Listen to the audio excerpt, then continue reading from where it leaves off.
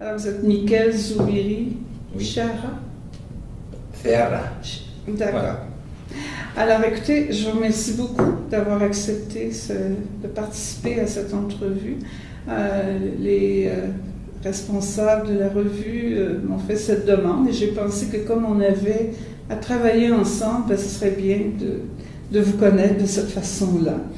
Alors, écoutez, je pensais qu'on pourrait peut-être partager notre rencontre en deux parties. Ça va? Je parle pas trop. Oui, non, c'est bien, c'est bien. Dans une première partie, peut-être que j'aimerais que vous entendre parler un peu de la psychanalyse en Espagne. C'est quelque chose que, finalement, on est de pays romans, on partage beaucoup de choses culturellement, je crois quand même, mais il reste qu'on connaît peu les collègues psychanalystes, à moins ceux qui ont fréquenté beaucoup de congrès. Mais je pense que ça peut être intéressant de vous entendre nous parler peut-être un peu de vos sociétés. En tout cas, j'ai vu qu'il y avait 2 sociétés au moins. En tout cas, vous pouvez m'en dire davantage. Enfin, je pense qu'on pourrait commencer comme ça. Et dans un deuxième temps, j'aurais aimé qu'on aborde peut-être tous les aspects, les points théoriques ou le travail. Bon, j'ai entendu à plusieurs reprises que vous êtes particulièrement intéressé par la psychosomatique et en particulier le travail auprès des cancéreux. Oui. Alors, j'aimerais beaucoup qu'on puisse, dans un deuxième temps, aborder ça. Alors voilà, donc si vous pouvez me parler de la psychanalyse en Espagne, je vais être aussi vaste que ça, puis on verra ensuite les sous-questions qui viendront. Bon, d'accord. Comme vous venez de dire, il y a des sociétés, même que c'est un petit pays, et il y a des sociétés, ça c'est l'histoire de la psychanalyse en Espagne. Premièrement, était la Société psychanalytique de l'Espagne, à Barcelone. Mais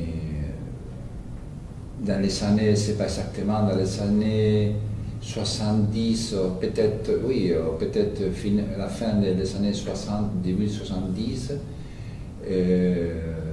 et a sorti les sociétés psychanalytiques de Madrid. Je ne sais pas exactement la date, parce que je n'étais pas là à ce moment, mais la Société psychanalytique de Madrid s'est fondée en se dégageant de la Société psychanalytique espagnole. Alors maintenant, il y a des sociétés psychanalytiques. C'est un qui est, sa site principal, c'est à Barcelone et une autre à Bilbao. Pourquoi cette division? La Société psychanalytique espagnole, celle à Barcelone, est une ligne théorique très kleinienne. Il était surtout très kleinien. Maintenant, il y a une certaine évolution dans les dernières années vers les post-kleiniennes, même Winnicott. Il y a là, c'est très important, les bioniennes, les suivantes, Balin. Mais ça, c'est surtout dans le groupe espagnol, la Société psychanalytique espagnole. Mais les groupes, la Société psychanalytique de Madrid, celle que j'appartiens, c'est beaucoup plus large parce qu'elle a fondé un groupe au nord de l'Espagne, là à Bilbao, c'est le centre des groupes de la Société psychanalytique de Madrid de l'Espagne. Je suis maintenant le directeur aussi des groupes du nord de l'Espagne, de la Société psychanalytique de Madrid. Bon, et la Société psychanalytique de Madrid, c'est un groupe très très varié. Parce qu'au début, comme je venais de dire, c'était formé par des kleiniens qui sont dégagés de l'espagnol. On a reçu pas mal des Argentins, oui, dans les années de la persécution des militaires comme ça, on a reçu beaucoup des Argentins, alors nous savons beaucoup. Et on a reçu une influence très importante des Argentins, des kleiniennes, mais toujours il y a un côté francophone dans notre groupe. Alors, le début a été auspicié je ne sais pas si c'est une expression française, auspicié, mais c'était appuyé pour les Français, parrainé par les Français. Pour les Français. Pierre Marty était un des parrains. Ah bon? Et il disait qu'il était parachutiste parce que dans la formation du groupe de Madrid, il était souvent, faisait les voyages Paris-Madrid. Et bon, et ça fait que le groupe de Madrid, il y a une certaine convivience assez acceptable entre les post-kleiniennes, les freudiennes, les lacaniennes. Ah bon? Et peu à peu, pour l'influence de la Société psychanalytique de Paris, il y a une énorme influence, un énorme groupe qu'on pourrait dire surtout glinienne, de Sulverden. Glin, c'est un auteur qui a un impact dans notre société très très grand. C'est un auteur qu'on a traduit beaucoup, on a étudié beaucoup. Et en même temps, dans notre groupe, il y a un petit morceau que c'est la psychosomatique. Ah bon? Alors là, Marty, on voit la lignée Marty, en fait, oui. Dont vous faites partie. Oui, j'ai fait partie, mais le courrier des psychosomatiques en Espagne, c'est qu'il a démarré à Bilbao. Ah bon? Ah oui, c'est curieux. Et peu à peu, il est entré dans la Société psychanalytique de Madrid. Pourquoi il a démarré à Bilbao? Parce que Marty, il venait souvent à Bilbao. Et Marty, c'est un homme très hispanophone. Il faisait ses vacances au Pays Basque quelques jours. Il venait tous les années à Bilbao voir les corridas des taureaux. Et une fois qu'on a commencé à travailler avec lui, tous les années, il venait à faire un séminaire, un long week-end chez nous, à Bilbao, pendant 3 fois par an. Et peu à peu, ce groupe qui s'était formé à Bilbao, même avec des gens de toute l'Espagne qui venaient à Bilbao au séminaire, peu à peu s'est répandu pour toute l'Espagne. Et dans l'année, je ne me souviens pas exactement, dans l'année 1900, c'est pas 83 ou quelque chose comme ça, s'est formé un autre groupe que c'était la Sociedad de Estudios Psicosomáticos Iberoamericana. J'ai traduit, dit en français, on pourrait dire la Société d'études ibéro-américaines de psychosomatique. C'est un groupe formé par des psychanalystes de la Société psychanalytique de Madrid au début. Ibéro. Mais avec une coopération avec un groupe argentin. Parce que ce groupe de psychosomaticiens qui a débuté à Bilbao, qu'après il y a un petit groupe à Madrid, à Valence, tous sont allés se former à Paris. D'accord. Oui, c'est ce que j'allais vous demander. J'imagine que c'est ça que les gens, à une certaine époque, surtout, allaient au fond se former à Paris et rester en contact, quand vous m'avez parlé d'André Green, tout ça, rester en contact avec, au fond, les analystes français, surtout jusqu'à ça. Oui. Et même les Argentins, si je comprends bien. Même les Argentins de l'Espagne, et il y a maintenant un groupe des Argentins qui font la psychosomatique qui ils se sont formés à l'Ipso Paris, dans les périodes, dans les années de Pierre Marty, Michel Fenn, qui sont déjà morts, mais Michel Demisson qui est encore vivant. Oui, c'est ça, oui, tout à fait. Je trouve ça intéressant parce que il y a une histoire qui se ressemble un tout petit peu par rapport à ici. Nous, la Fondation, en fait, l'institution psychanalytique a débuté par une société, c'était la canadienne, bilingue, et c'est vers les années, un peu les mêmes années que chez vous, probablement, ici c'est 69, il y a eu comme une séparation, mais sur la base de la langue. Il y a eu donc la section Montréal, SPM, Société psychanalytique de Montréal, qui s'est installée, et il y a eu ensuite le Québec English, la Société canadienne de psychanalyse, section Québec English. Alors, vous avez fait une séparation sur la base théorique, sur une base théorique, alors que nous, ça a été sur une base linguistique, mais il y a un peu ce mouvement. Mais si je comprends bien, nous sommes une section de la société canadienne, alors que vous êtes une société indépendante. Nous sommes des sociétés indépendantes de l'IPA. Oui. Oui, oui, oui. Et reliées à l'IPA, bien sûr. Et pendant des années, nous n'avons eu pas de rapport entre les deux sociétés. Mais je dirais que les 4 ou 5 dernières années, avec les derniers présidents de la Société psychanalytique de Madrid, c'est un homme qui a ouvert beaucoup les contacts. Maintenant, on a beaucoup de contacts, les 3 groupes de la péninsule ibérique. Alors, les groupes, parce que la péninsule ibérique, il y a un 3e groupe, c'est le portugais. Le Portugal.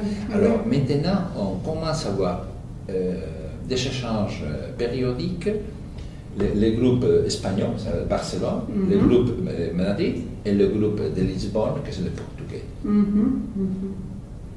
Alors, au fond, il y a comme une tendance à ouvrir par rapport aussi aux orientations théoriques, si je comprends bien. Oui, je crois qu'il y a un mouvement, derrière il y a un mouvement, je dirais, un peu philosophique, parce que je crois que même toutes les écoles, même les cléniennes, même les freudiens, même les lacaniens qui sont dans l'IPA, on a perdu une certaine radicalité. Et la perte de cette radicalité théorique a permis les échanges. Tout à fait. Parce que chez nous, ça, on voit clair, parce qu'on n'est pas très amis quand même, on se connaît. Des fois, les discussions avec les uns avec les autres sont des discussions difficiles, mais quand même, on nous accepte assez bien. Et on peut échanger et on peut même lui dire, nous envisagerons cette cas clinique de façon différente, mais on arrive à un certain respect théorique. Et dans les séminaires, ça on peut le voir clairement dans les séminaires de formation des nouveaux psychanalystes. Oui. Les candidats, ils doivent faire obligatoirement Freud, 5 ans de Freud. Mais c'est pas si sont 5 ou 54, je ne suis pas sûr exactement, mais plusieurs années. Ils doivent voir la plupart de l'œuvre de Freud. Et après, il y a certains séminaires qui sont obligatoires, mais ils ont le choix dans une longue liste de séminaires. D'accord. Et dans ce choix, ils peuvent faire un séminaire sur l'œuvre de Lacan, n'importe de qui, de Bion, de l'école psychosomatique de Paris. Alors maintenant, les candidats, on a un choix. Et ça donne une certaine ambiance d'interchange théorique entre les diverses écoles. Ah oui, il y a une richesse, évidemment. Oui, parce que je me demandais si, quand vous parlez que chacune des écoles a perdu de sa radicalité, est-ce que c'est avec regret que vous voyez ça aussi? Par contre, vous trouvez qu'il y a davantage de richesse à pouvoir partager, ouvrir, discuter ensemble? Oui, bien sûr. Je suis sûr si certains collègues espagnols écoutent cette interview et ils disent que nous convivions, ils ne seront pas d'accord parce que ça reste quand même certains gens qui ont une certaine radicalité dans ces positions théoriques. Mais ce qui a changé beaucoup, c'est que la plupart, la majorité des groupes, il y a une certaine convivialité les uns avec les autres. On peut marquer, on peut dire avec des noms qui sont radicaux, mais il y a tout type de radical dans cette théorie.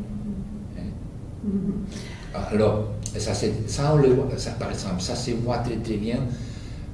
Et ça c'est important parce que quand les candidats font sa mémoire, ça pose beaucoup de problèmes. Je me souviens il y a quelques années, être dans le tribunal de valorer la mémoire d'un candidat.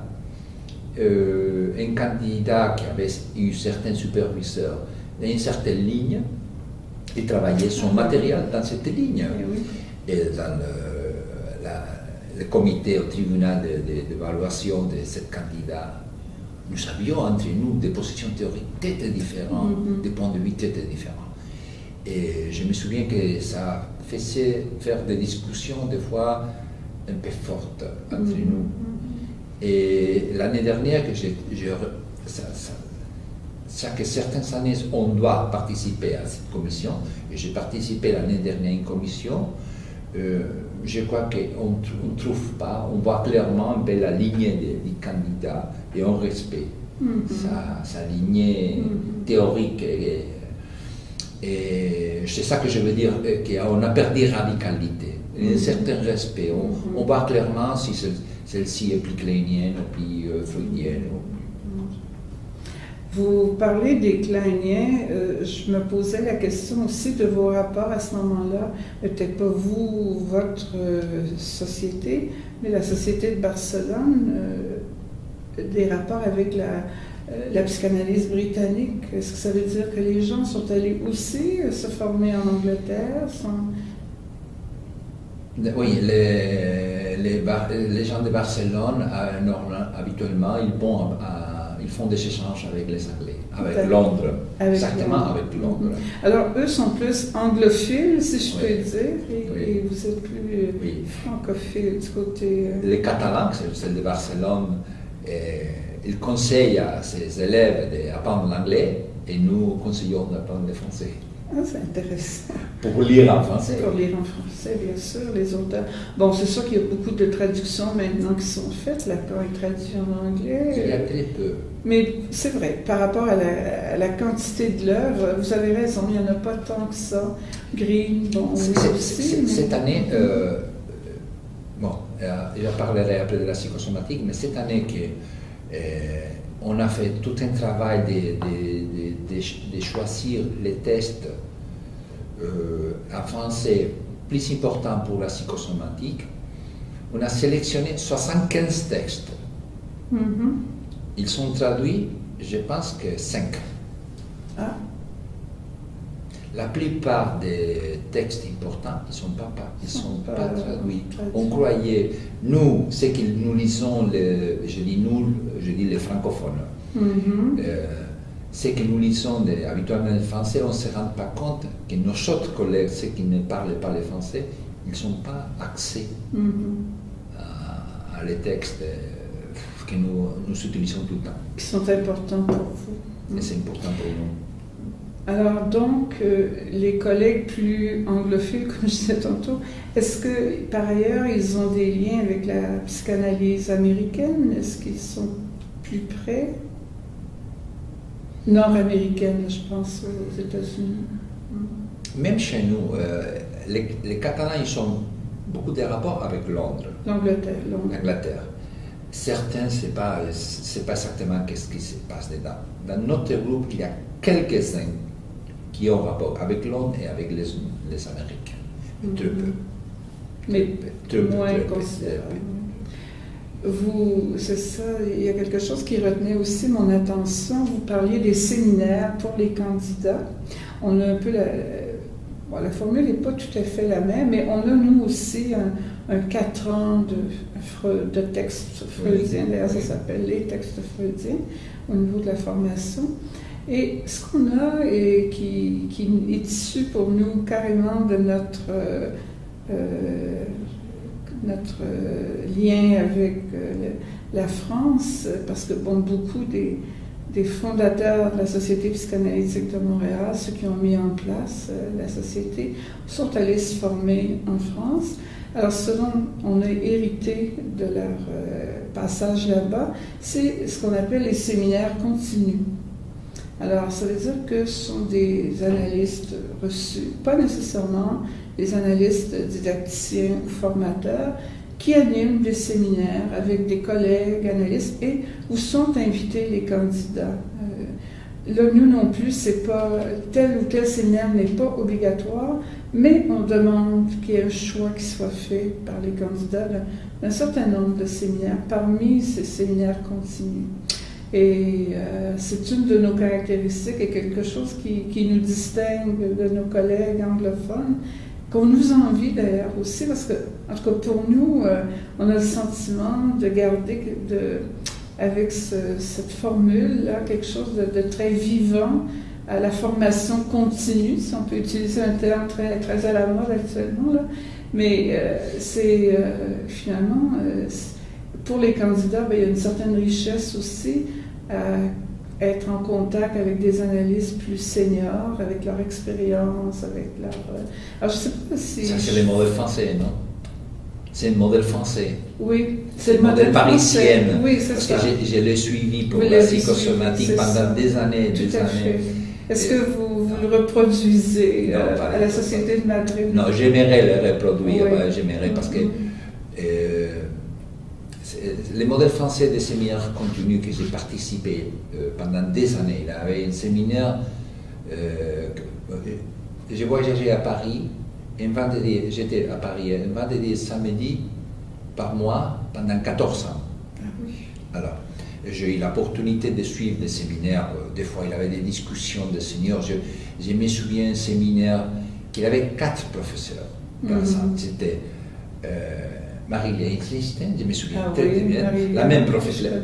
Marie-Léa Insisten, Gérard Elsbeck et Claude Esmaja, tous les 3, même une fois par mois, et de temps en temps, 3 ou 4 fois par an, ils venaient à la discussion intégrine.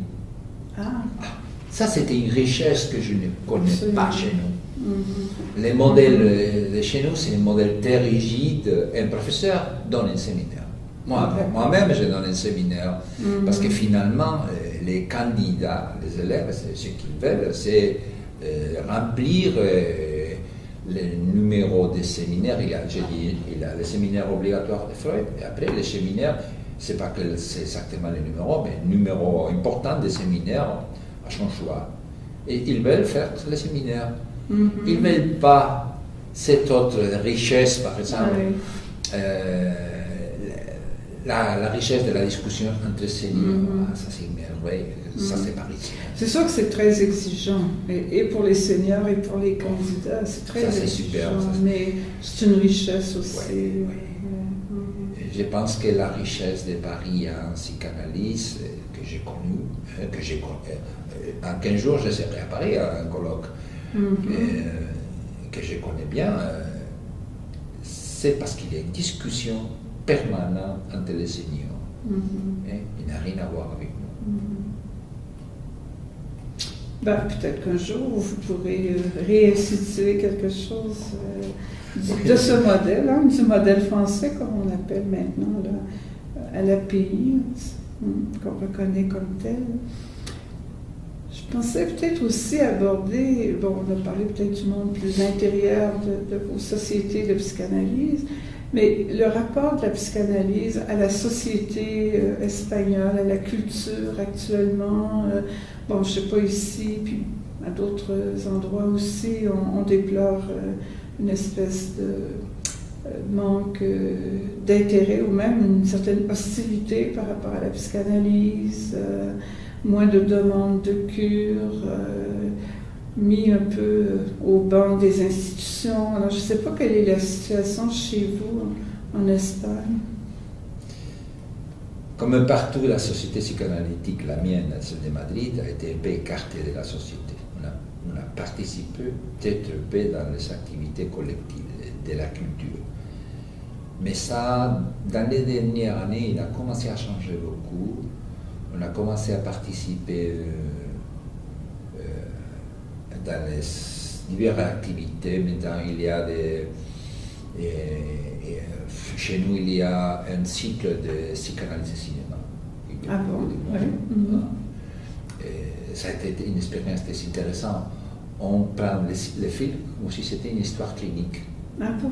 Alors tout le monde, on les conseille à monde qui va au cycle de voir les films de ces jours-là. Comme ça, tout le monde connaît les cas cliniques. Bon. Et à Madrid, on fait des cycles assez importants de psychanalyse et culture. On fait des cycles de diffusion très importants. Et certaines sont entrées dans les universités.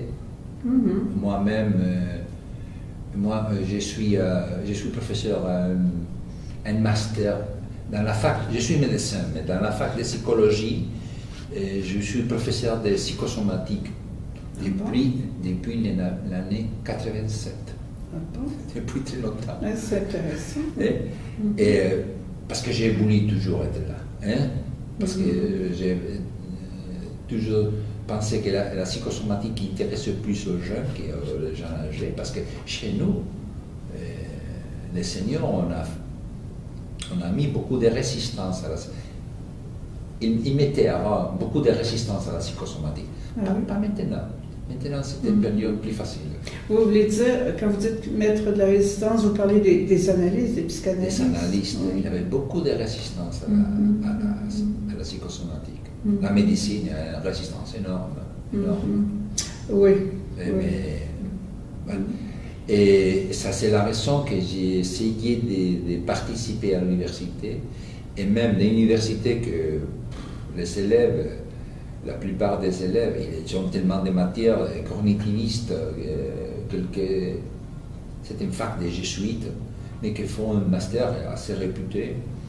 J'ai réussi à mettre un peu les pieds. Introduire la psychosomatique. La psychosomatique. Je suis le seul psychanalyste qui c'est dans tous les masters. Ah oui? Ouais, c'est dommage. Oui, tout à fait. Alors j'imagine que ça se reflète aussi, comme dans les hôpitaux, par rapport à comment se passe la clinique. Est-ce que les analystes sont partie prenante de la clinique psychosomatique dans les hôpitaux ou les centres? Là, on va peut-être arriver à vos intérêts plus spécifiques. Je vois que le temps passe. Est-ce que oui, allez-y. Non. La plupart des psychanalystes sont dans la consultation privée. D'accord. Certains sont dans les hôpitaux, mais ce n'est pas une grande quantité de nous. La plupart sont dans les cliniques privées. Oui, mais ça se passe un peu de la même façon ici.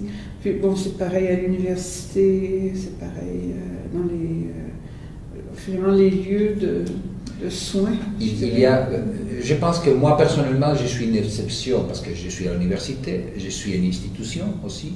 Oui. Institution dédiée au cancer. Je travaille, je supervise les contrôles, le travail. J'ai fait les contrôles, les supervisions, les psychologues. Mais je pense que c'est parce que j'ai toujours intérêt pour des choses comme ça. Mais la plupart des psychanalystes, ils sont seulement dans cette consultation privée. Avec une pratique de la cure classique assez abondante, avec des demandes assez abondantes. Ça, vous savez que nous avons une crise économique maintenant très importante. Donc ça fait une pression évidemment sur les demandes. Et la demande a descendu et il a fallu adapter, faire toute une adaptation au niveau des prix. Les pays, l'Espagne est en train de s'appauvrir beaucoup. On a fermé tellement des industries, on a un chômage énorme, alors finalement ça envoie dans notre consultation. Est-ce qu'il y a des mécanismes d'assurance privée ou publique qui couvrent Très peu. Et les fonctionnaires ont accès à avoir une psychothérapie qu'on les paye une séance par semaine. Mais seulement les fonctionnaires de la mairie, les fonctionnaires de la députation, du gouvernement local, les fonctionnaires. Et certaines entreprises aussi, mais très peu. Mais c'est très peu par rapport à la population générale. Oui. J'imagine que ça se reflète aussi par rapport aux demandes de formation bien sûr. pour devenir psychanalyste. Bien sûr. On n'a pas beaucoup de demandes. Je ne sais pas pourquoi. Le Nord, c'est l'exception. Je ne sais pas pourquoi, quelle est la raison. Dans les dernières années, le seul endroit où il y a des nouveaux candidats, c'est le Nord de l'Espagne, chez nous. Ah bon? Et on m'a dit qu'il y a très peu. Mais on ne sait pas quelle est la raison. Pourquoi nous avons des demandes et pas les autres. Oui, bon, on est un peu dans la même situation ici. Avec aussi l'autre élément, c'est que le peu de demandes qu'on a, on s'aperçoit que ce sont des gens qui ont déjà fait un bout de carrière et qui arrive donc à la formation puis à devenir psychanalyste à un âge assez avancé. Je ne veux pas dire qu'ils sont vieux, mais 50, 55, même 60 parfois. Évidemment, la moyenne d'âge a augmenté considérablement. Oui. Combien il y a de psychanalystes dans votre société, Madrid? Je ne sais pas. Ah bon? Je ne sais pas. Non plus, en fait, je ne sais pas. Je ne peux pas du tout. Mais bon, on va finir sur un peu la société psychanalytique comme ça, mais ce qui m'a intéressé, je suis allée voir votre site sur Internet, et vous avez des blogs. Alors j'ai trouvé que ça c'était une ouverture très intéressante. On est frileux, nous, par rapport à ça, puis ça m'a intéressé. Il y a un blog, c'était curieux parce que c'était un blog dans lequel les psychanalystes écrivent des petites réponses à des questions courtes. Je me souviens, j'écris il y a quelques mois. La crise aggrave les dépressions. On m'a posé cette question et j'ai répondu vite. Et l'important, c'est que les réponses soient adaptées à un niveau hors du monde des psychanalystes, courant pour le public en général. Et on appelle ça newsletter. Ah, d'accord. Et on parle de beaucoup de choses, un peu de tout. On peut parler un jour, qu'est-ce que vous pensez de l'adoption, qu'est-ce que vous pensez de l'homosexualité, et courte, réponse vite, mais du point de vue psychanalyste, de la psychanalyse, parce qu'on pense que maintenant, on pense que les dernières années, on fait un effort pour s'ouvrir à la société. Oui, ça m'a... On a commencé aussi à faire des cursus de psychanalyse. Il y a une institution qui vient des universités qu'on appelle université d'été. Alors, les universités font des cursus de n'importe quelle matière pour les gens intéressés à une matière. Je pense qu'on pourrait poursuivre justement avec votre... on parlait de présence de la psychanalyse dans les institutions, puis vous nous disiez que vous étiez, vous, présent, entre autres, à l'université et dans une clinique. Peut-être que vous pourriez nous parler de ça davantage, de votre travail là. Je suis dans un centre dédié à aider les malades avec des cancers. C'est une institution privée, mais c'est une espèce de ONG. Ah, d'accord. Très important en Espagne, très ancienne.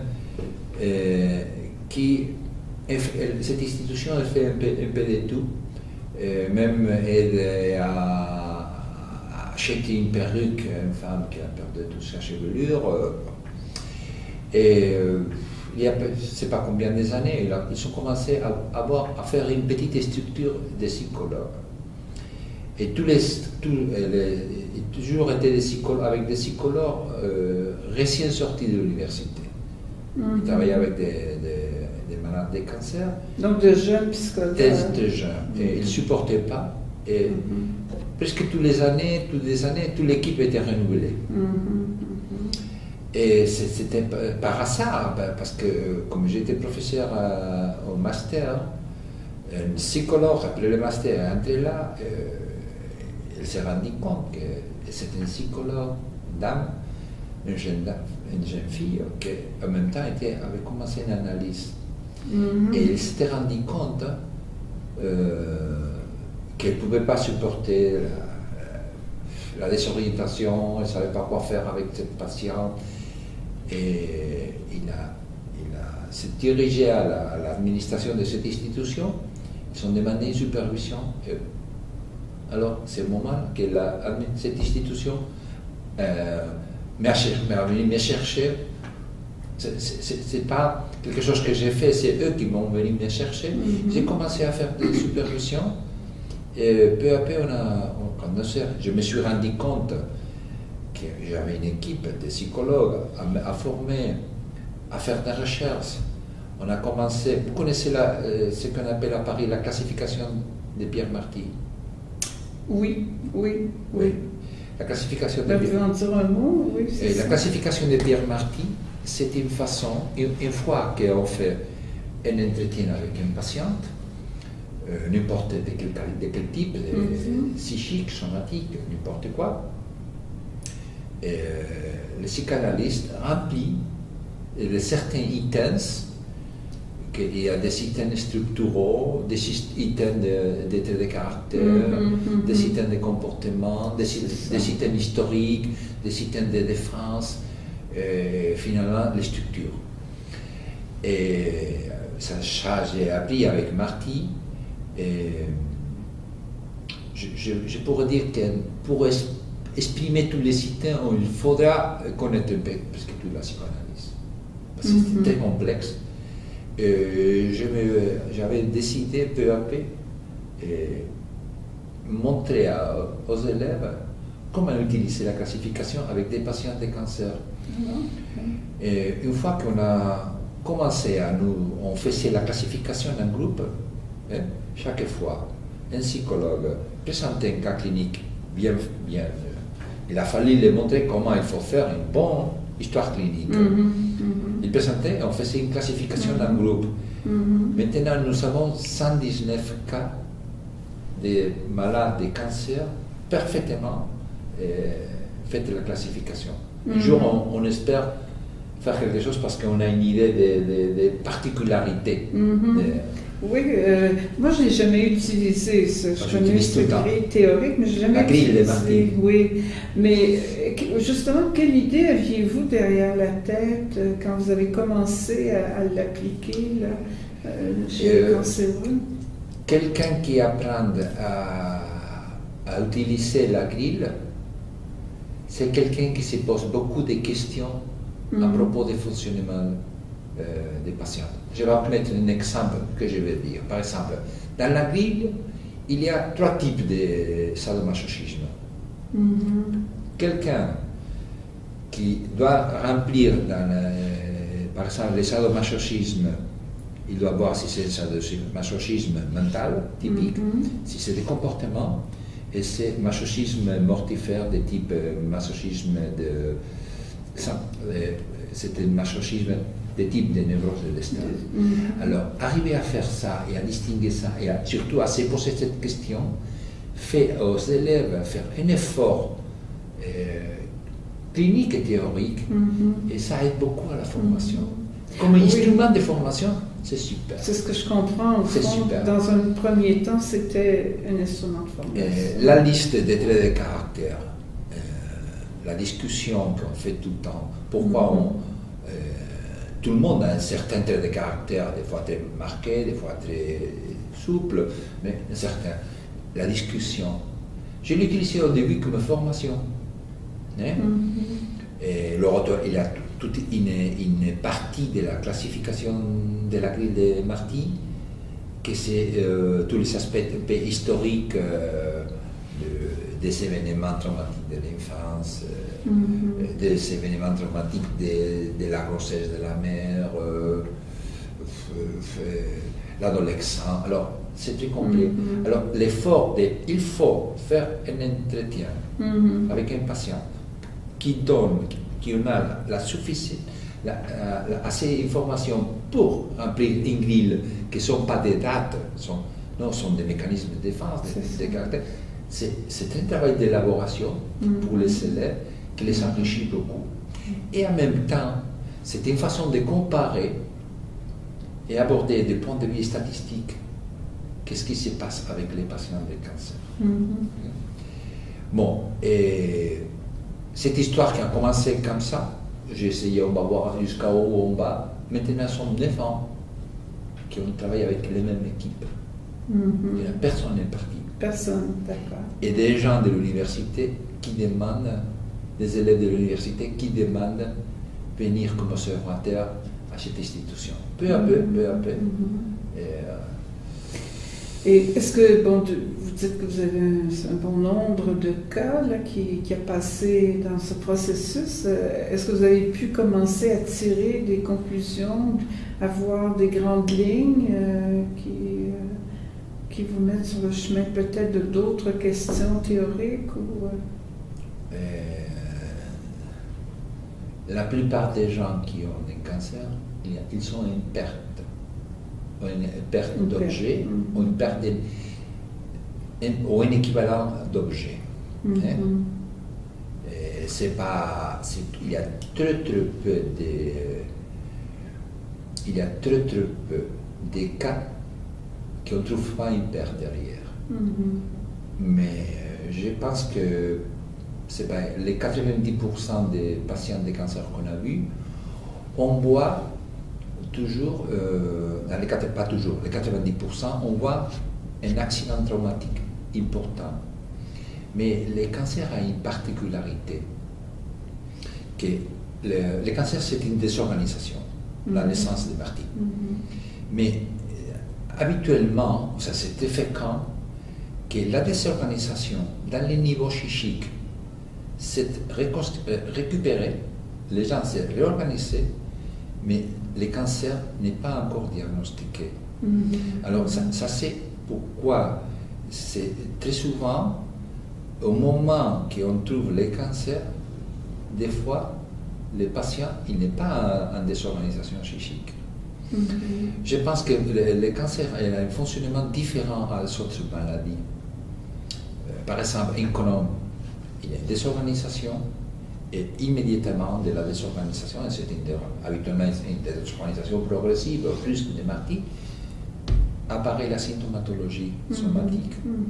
Et c'était facile de dire, cette patiente a fait cette maladie parce que c'est une réponse, une solution. Maintenant, on parle des solutions à un événement traumatique.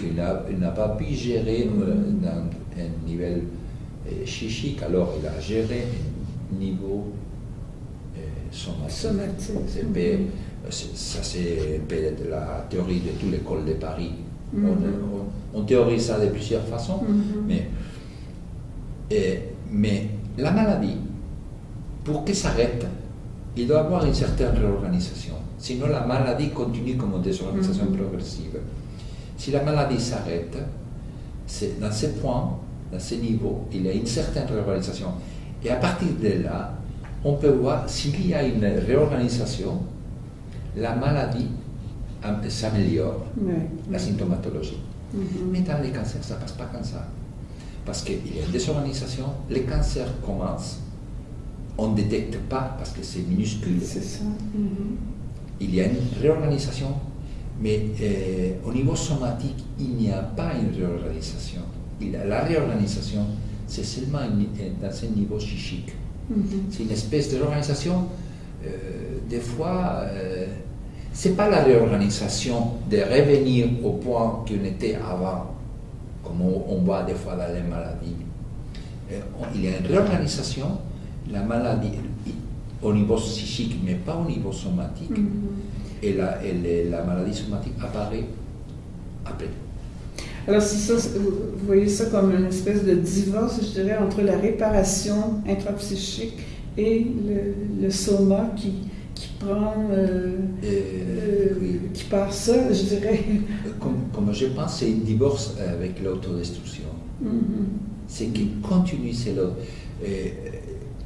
dans toute une maladie courante, dans le mouvement de l'organisation, on voit qu'à partir de la maladie, il y a un mouvement de l'organisation qu'on peut théoriser comme une réintrication fonctionnelle. Oui, un réinvestissement. Et réinvestissement libidinal, mais en même temps, l'autodestruction s'arrête. Oui, au moment qu'il y a une petite réorganisation, même à un niveau très court, on voit comment la maladie commence à passer d'aiguë à chronique,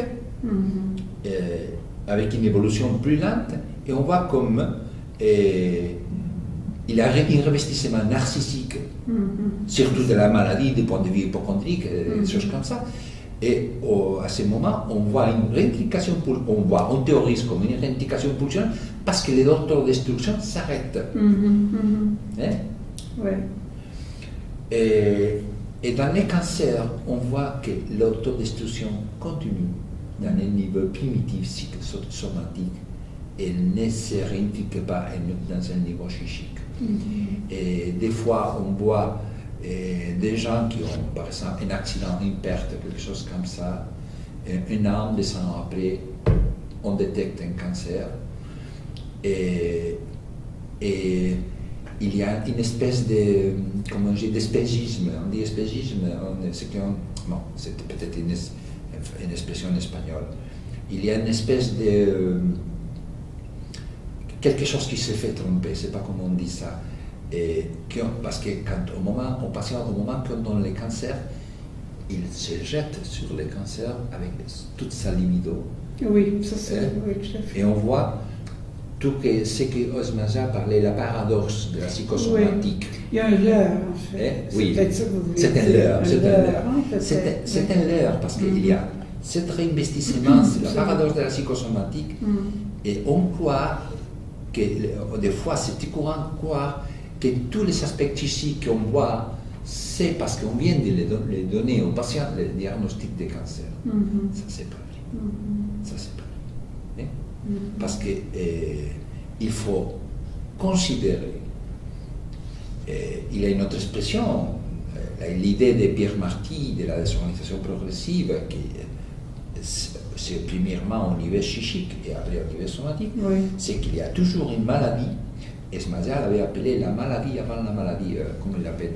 L'expression que j'ai traduite comme ça, parce que je l'ai traduit en espagnol, la maladie avant la maladie. Alors, il y a toujours une maladie que ça passe désaperçu, que c'est les moments de traumatisme. C'est une maladie que des fois, on la voit dans un registre psychique comme dépression essentielle, mais on ne voit pas les passages somatiques, parce que les passages somatiques, c'est silencieux. Après la récupération, et avec le diagnostic bien après. Et on évalue, on cherche, quand on a un diagnostic de cancer, on cherche dans les 10 années antérieures où c'est le traumatisme.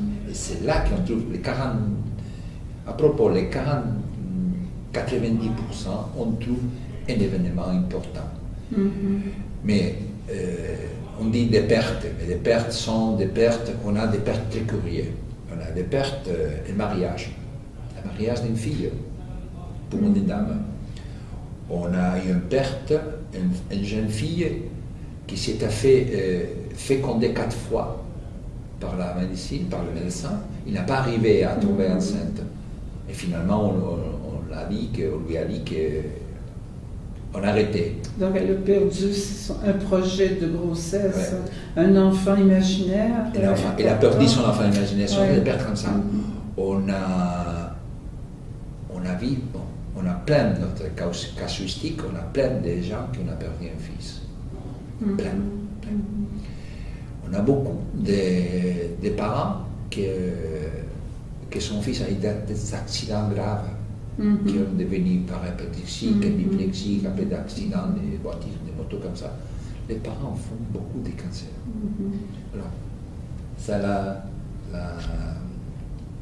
je ne sais pas comment dire en français ça. On voit là dans notre casuistique beaucoup cet rapport entre perte et maladie grave.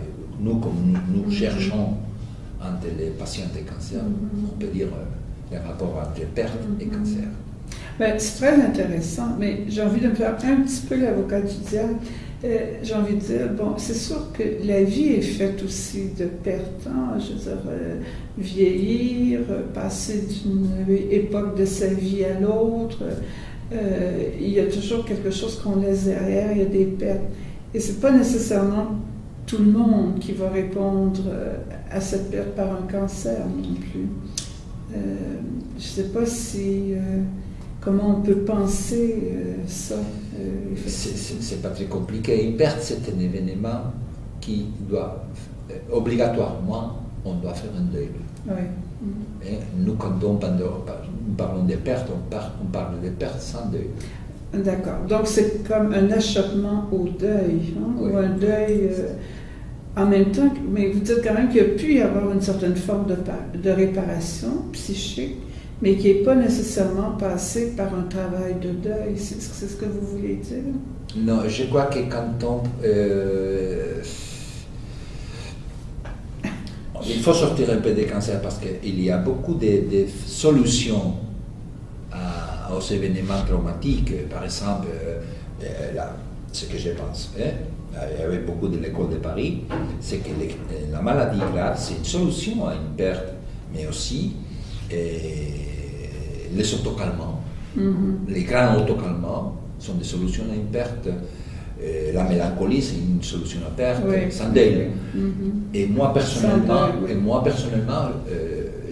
j'ai écrit plusieurs tests sur la douleur imaginaire, et je crois que c'est une solution à la perte. Oui, ça, oui. Je viens de présenter à Toulouse au mois de décembre, et je l'ai envoyé à la revue française de psychosomatique. Parce que normalement, j'écris en espagnol. Oui, mais j'ai cherché vos textes en français. J'écris en espagnol, ouais. Mais comme j'ai écrit plusieurs textes sur la douleur. La douleur d'origine méconnue. La douleur qu'on ne trouve pas des lésions. Des lésions. Et comme les Toulousains m'avaient demandé de participer, ils savaient que j'avais écrit plusieurs fois, alors avec un effort infini, je m'ai retraduit au français. J'ai continué à avoir un professeur de français. J'ai continué à avoir depuis des années. Mon professeur m'a aidé à l'écrire en français parce qu'une chose c'est parler français, mais écrire français. Le français c'était difficile pour moi. Et c'est pour ça, une fois que je l'ai fait assez convenablement, assez bien, je l'ai envoyé à la revue française de psychosomatique. Alors on pourra vous lire en français. J'espère qu'on ne m'a pas répondu si on publiera encore. Mais j'exprime là comment la douleur imaginaire, c'est une façon cette désorganisation qui arrête la désorganisation. Parce que la douleur, c'est un réinvestissement narcissique tellement puissant, avec une particularité. Ça, c'est mon idée, ça, c'est mienne.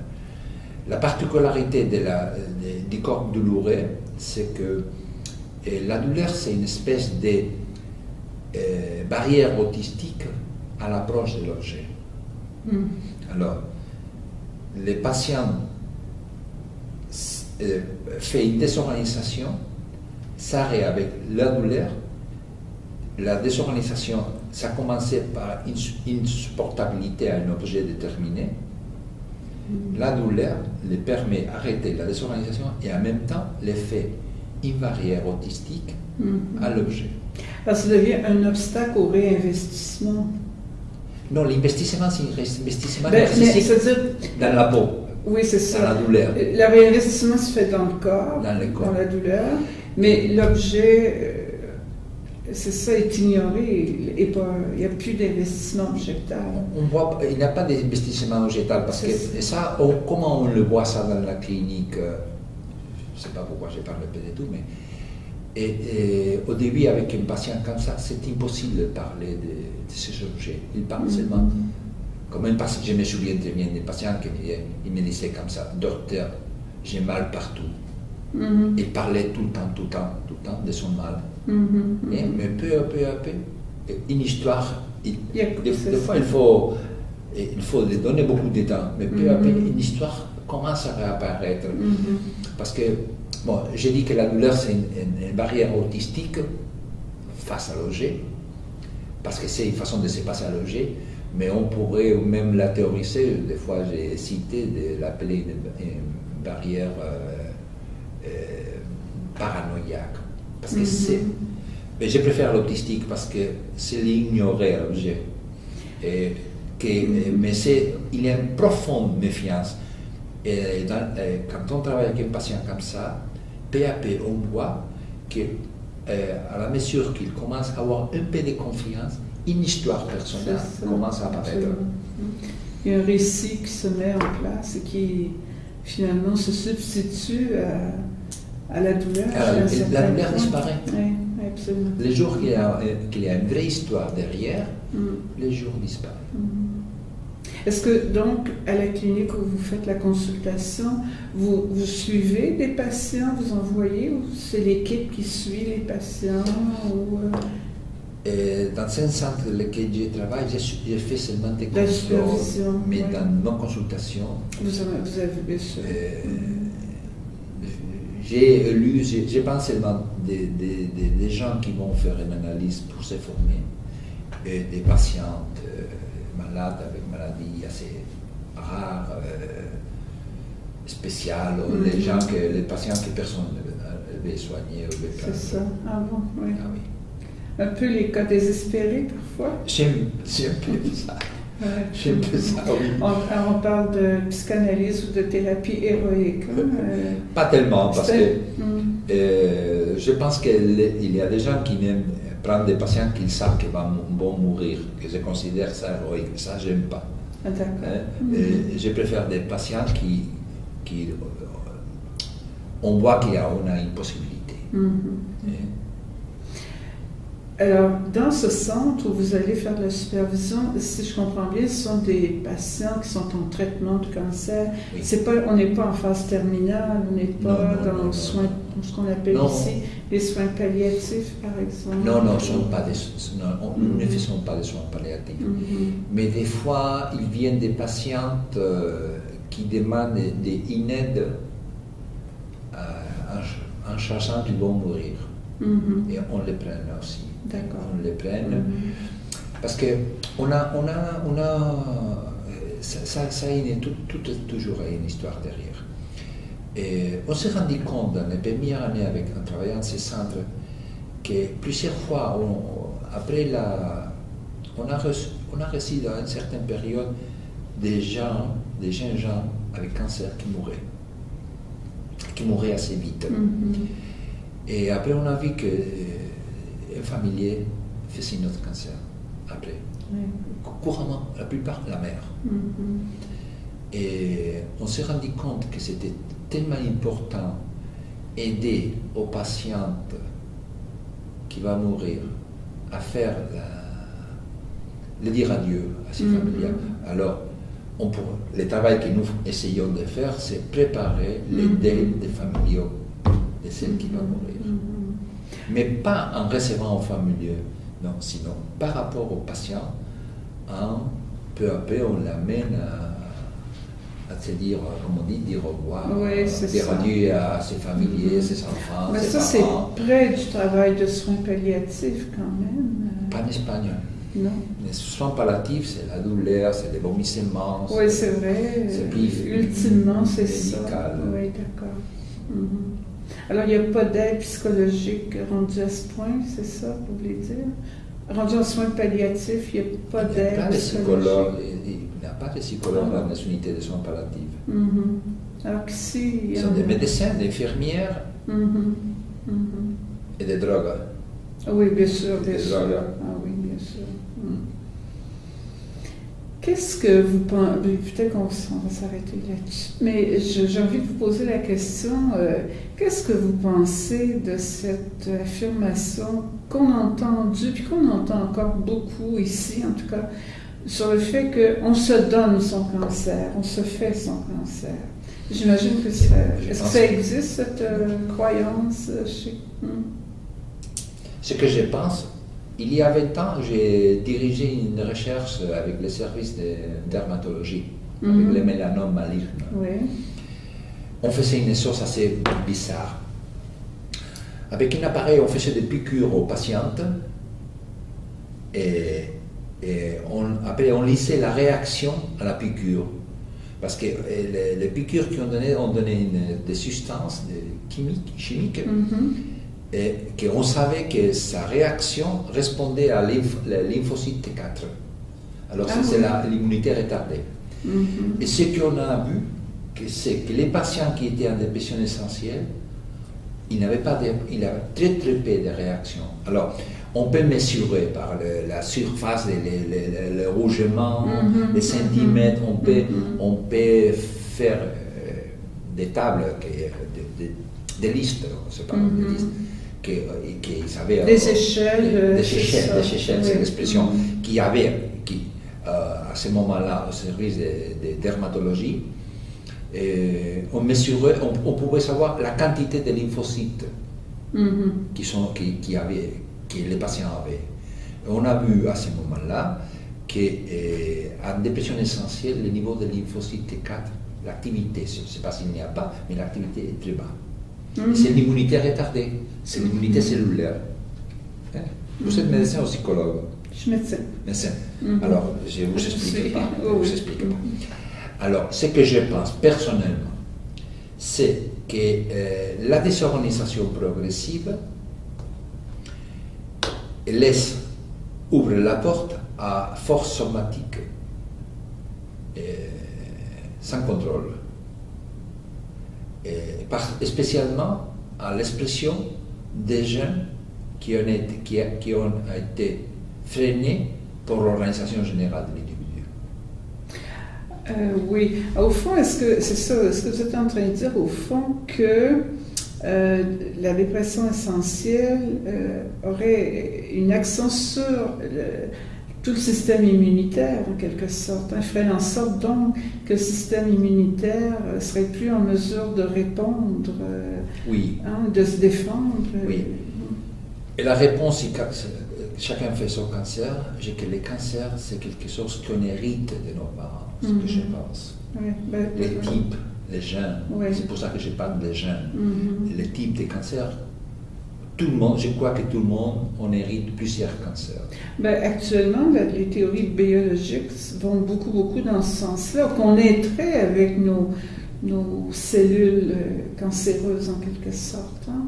Mais l'équilibre psychosomatique, c'est une garantie de que certaines gènes ne s'expriment pas. C'est ça, absolument. Alors, mais tout ça c'est inconscient. C'est mouvement inconscient. La désorganisation c'est mouvement inconscient. Alors, on n'est pas responsable des cancers. Oui. Pourquoi quelqu'un fait un cancer et l'autre fait un Crohn? C'est la génétique qui s'exprime. C'est pour ça que j'ai parlé avant un peu de la force de l'autodestruction. Je pense qu'il y a un niveau d'autodestruction lié dans les somatiques et qu'on peut le voir lié dans la psychique comme sadomasochisme. Et cette perte de sadomasochisme, de l'investissement et le sadomasochisme, ça fait que l'autodestruction s'exprime au niveau somatique. C'est ça. Au fond, on est dans la déliaison. La déliaison. Par rapport au sadomasochisme. C'est pas sadomasochisme, c'est autodestruction littérale. Ça rejoint aussi, je pense à la notion de Benoît Rosenberg, le masochisme gardien de la vie. Il est venu des fois à Bilbao. Je l'avais invité, il est venu des fois nous parler de masochisme mortifère. Mais en même temps, gardien de vie. Non, le masochisme constitué comme tel de Benoît Rosenberg, gardien de la vie, c'est le masochisme, que c'est un investissement masochique pour soi-même, mais avec une projection sadique sur l'autre. Ah oui, dans ce sens, d'accord, oui. Ça, c'est le masochisme gardien de la vie. Oui, c'est ça. Et c'est un masochisme qui permet la passivité. Oui. Et le masochisme mortifère, ne permet pas la passivité, c'est une souffrance sans nom mais active. C'est ça, mais c'est là qu'on est dans la déliaison. On est dans la déliaison. C'est ça. On est dans la décharge, mais on est dans la déliaison. Et là où le corps est pris avec l'autodestruction dont vous parlez. C'est ce que je pense, oui. Dans l'instinct, pas dans la pulsion. Oui, c'est intéressant de le dire comme ça aussi, l'instinct et non la pulsion. L'instinct de mort. L'instinct de mort, pas la pulsion de mort. Pas la pulsion de mort. Où il y a un travail de vie aussi quand même dans la pulsion de mort, finalement. Oui, écoutez, tout ça est fort intéressant, vraiment. Écoutez, je vous remercie vraiment beaucoup d'avoir accepté aussi généreusement d'échanger.